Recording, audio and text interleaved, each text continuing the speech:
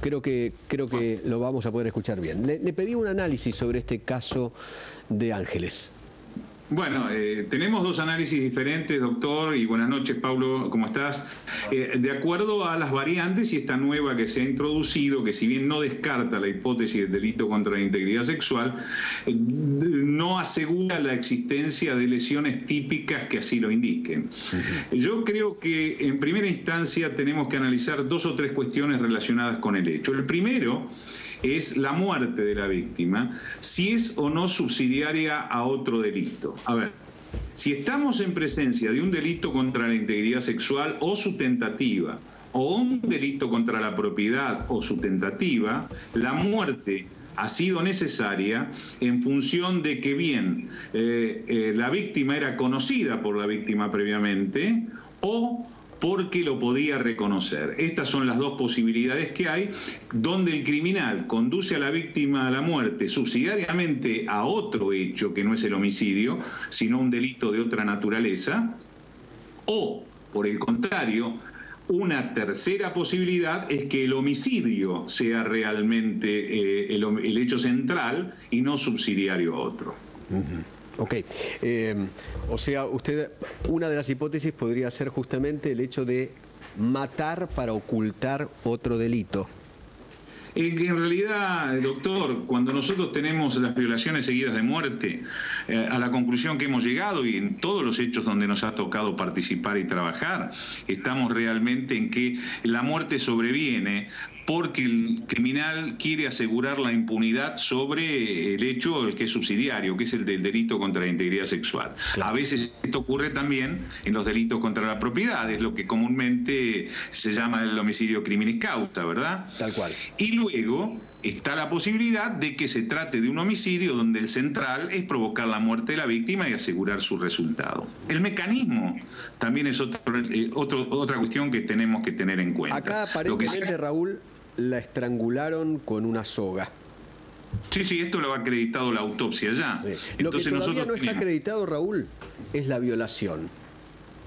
No, si bien el médico forense de la provincia así lo asegura en relación a su percepción, el médico forense del cuerpo de la morgue judicial de la Nación, si bien no lo descarta, está recurriendo a los estudios de laboratorio que se hacen, son los estudios bioquímicos y también a los estudios anatomopatológicos para confirmar o desvirtuar esta posibilidad. Yo en este sentido quiero indicar que los médicos persiguen tres grupos lesionales cuando se trata de un delito contra la integridad sexual, que son los genitales, paragenitales y extragenitales. Si bien estos pueden estar ausentes, ello no indica que el delito contra la integridad sexual o su tentativa no haya existido. En este sentido hay que ser muy cauto. Digamos, y yo creo que así lo debe estar elaborando la fiscal de la causa, que está dirigiendo la investigación, y su equipo que pertenece a la División Homicidio de la Policía Federal, en la inteligencia de no descartar estas hipótesis y abrir el abanico que hay que tener cuando tenemos un hecho de esta naturaleza, ¿verdad? Cuando estudiábamos en la Facultad de Derecho, siempre cuando estudiábamos este tipo de casos y cuando hablamos de criminología, etcétera, etcétera, siempre se habló de el cadáver habla, ¿no? Bueno. Desde el punto de vista forense, ¿no? Son los dichos, digamos, de mi maestro, a quien ustedes conocen y sé que le tienen mucho aprecio, que es el doctor Osvaldo Raffo, correcto. Un maestro, un fenómeno. Es así, este cadáver ha hablado de alguna manera, porque ha indicado lesiones vitales, la chica está golpeada, esas lesiones han sido en vida de la víctima, probablemente para el sometimiento. La vida es extinguida mediante un estrangulamiento a lazo por el empleo de dogal, se ha secuestrado en una soga que podría coincidir con el surco de ahorcadura, que el médico ya macroscópicamente indica que es vital. O sea que la causa de muerte, cadáver hablado, y la tenemos clara. También sabemos que ha existido violencia previa sobre la víctima, esto también está claro. También el cadáver ha hablado porque ha indicado otras lesiones, otra serie de fracturas que tiene, algún corte también que tiene, que no son atribuibles al hecho criminal, sino desde la comisión de este hasta el hallazgo del cadáver. A ver, nosotros tenemos una escena de crimen secundaria. Sí. Nosotros tenemos una escena de crimen secundaria. Ajá. Porque en realidad la escena del crimen primaria, donde se ha cometido el hecho, nosotros no la tenemos acreditada todavía, ¿verdad? O sea, todavía Bien. no se sabe si la mataron en Capital Federal o en José León Suárez, o en un lugar intermedio. Yo me pensar, doctor, que esto ha sido en la ciudad de Buenos Aires el hecho principal. Ajá. Y que el cadáver ha mantenido una especie de movimiento, ha sido itinerante la escena, porque ha hasta sido transportado dentro de la basura desde la ciudad de Buenos Aires hasta José León Suárez. O sea, para usted la secuestraron y la mataron en la ciudad de Buenos Aires. Y doctor, no perdamos de vista el cálculo de la hora de muerte, que lo sitúan a partir del hallazgo unas 20 horas antes, y nos está, discúlpeme que sea redundante, situando más o menos en un espacio temporal muy próximo a la última vez que se la ve con vida a la víctima, ¿verdad? Claro, claro. Ahí por lo general siempre los forenses dan un espacio de tiempo bastante amplio. En este caso creo que es entre las 11 y las 5 de la tarde, más o menos. Sí, porque los signos tanatológicos que a ellos les indican más o menos el horario de muerte no son tan taxativos como a veces uno percibe en alguna película hollywoodense, ¿verdad?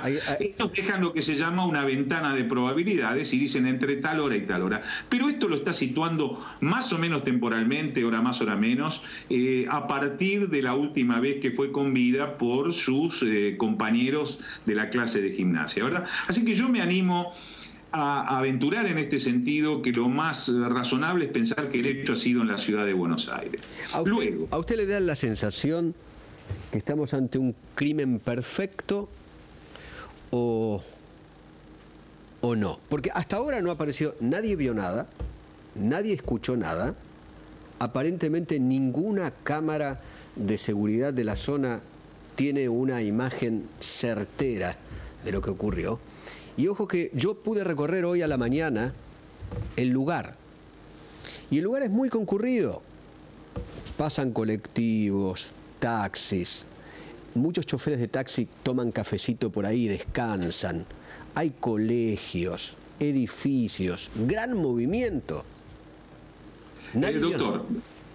Doctor, yo conozco concretamente la geografía. Mire, los neoclásicos, los autores criminólogos neoclásicos americanos dicen que para que se produzca un delito tienen que confluir tres circunstancias.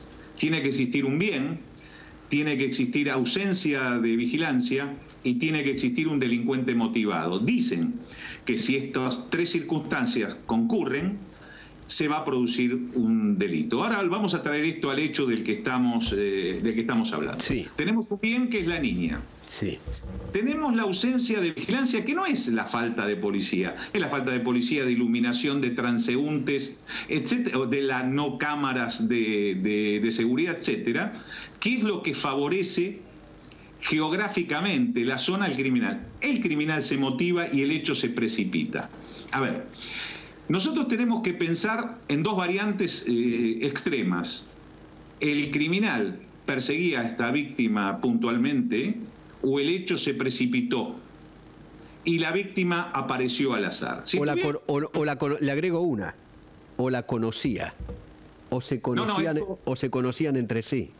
Por eso le estoy diciendo, eligió a esta víctima puntualmente y una de las variantes es que la conocía o lo podía reconocer. Veámoslo de esta manera. O bien lo conocía por un trato previo, o bien por la geografía donde se da el hecho, lo podría reconocer. Si hay un delito contra la integridad sexual, cosa que no sabemos, vamos a esperar que la autopsia lo certifique o no, la autopsia final me refiero, no la macroscópica, estamos ante ¿qué? Que si fue en la geografía esa, es próxima al lugar donde la víctima vive. Así que el delincuente va a ser reconocido. No le queda opción al criminal que ha exacerbado su perversión en este hecho, que matar a la víctima para procurar su impunidad. El segundo tema es el cadáver. El criminal debe deshacerse del cadáver porque es lo que lo compromete. Claro. Mire, nosotros hemos tenido, a esto que parece trivial, quiero profundizar un poquito. Nosotros... Se entrecorta. Hola. Ahora sí. ¿Me escucha, doctor? Sí, perfecto. Bueno, sigamos con audio solamente. Sí. Nosotros hemos tenido cantidades de hechos de esta naturaleza donde, de alguna manera, el criminal ha procurado el resultado muerte porque es su central. Esto es, el criminal lo que ha perseguido es el homicidio. Aquí, por eso tenemos que establecer una diferencia. El criminal ha querido cometer un delito contra la integridad sexual o contra la propiedad, o ha querido simplemente intimidar a la víctima por otra cosa que ignoramos, y subsidiariamente a cualquiera de estos delitos, el delito contra la integridad, las amenazas o el delito contra la propiedad, ha cometido el delito contra la vida. Esta es una posibilidad. O el criminal lo que ha perseguido en su central es el delito contra la vida. Esto es muy importante en el análisis del delito. Y en cuanto al cadáver, voy a insistir sobre esto. ¿Qué es lo que ocurre?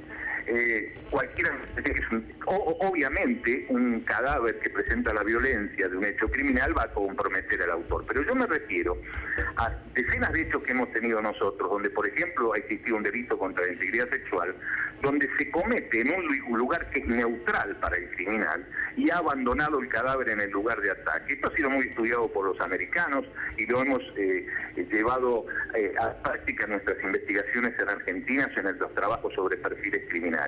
¿Por qué el criminal, en lugar de abandonar el cadáver en el lugar de ataque, lo transporta? Porque el lugar de ataque, que pareciera no ser la vía pública, si es que ha existido algún delito de estos de lo que hablo, ha sido o bien un lugar de trabajo, que es una posibilidad, o también no hay que descartar de que haya sido ingresado a una vivienda, a una casa. Entonces, el cadáver de alguna manera le está quemando al criminal y tiene que elaborar este ardid que es, y créame que no es la primera vez que ocurre, no es algo extraordinario. Yo tengo en mi colección casos donde me ha tocado participar que presentan exactamente el mismo esquema físico, lamentablemente, que esta niña. Le cuento una cosa. Tengo entendido que hay un caso más o menos reciente, creo que en una localidad que se llama Funes, en la provincia de Santa Fe. También un caso similar de una chiquita, creo también de 15, 16, 17 años, que también apareció muerta en un basural. Bueno, los basurales de la zona del Camino del Buen Aire son tristemente célebres en el hallazgo no solo de cadáveres, sino nosotros hemos encontrado, alguien ha encontrado y nosotros concurrimos piezas anatómicas de cadáveres desmembrados o descuartizados. O sea, esto no es novedoso. ¿Qué ocurre? Yo me refería al esquema físico del cadáver maniatado, del cadáver con la bolsa colocada en la cabeza y a su vez colocado en la bolsa de consorcio. Yo puedo mostrar fotografías, por lo menos de 4 casos en los que me ha tocado participar, que no los podemos relacionar con este porque han sido esclarecidos y los autores de ellos han sido condenados. ¿Verdad? O sea, yo escuchaba hoy en algún medio que se hablaba de esto o alguien opinaba como un evento extraordinario. No. No es extraordinario eso de la bolsa de residuos. Lamentablemente no. Para la actividad criminal es una cosa simple y también indica otra cosa a la que hay que prestar atención. Probablemente el criminal no ha tenido la posibilidad de transportarlo en un vehículo y por esto ha elegido deshacerse del cadáver en ese lugar. Claro, lo que pasa es que justamente ese elemento, más el hecho del SEAMSE cerca o de la planta de tratamiento o de transferencia del SEAMSE, más el hecho que después aparece justamente en una de las plantas, esos 3 elementos son muy llamativos, muy llamativos. Doctor, esos 3 elementos están configurando una clara línea de investigación que no tengo duda la fiscal debe estar persiguiendo. Están estableciendo un nexo entre ese lugar, el transporte y hallazgo del cadáver. Lugar donde desaparece, donde está el SEAMSE en Palermo. La bolsa de residuos más el lugar donde aparece el cadáver.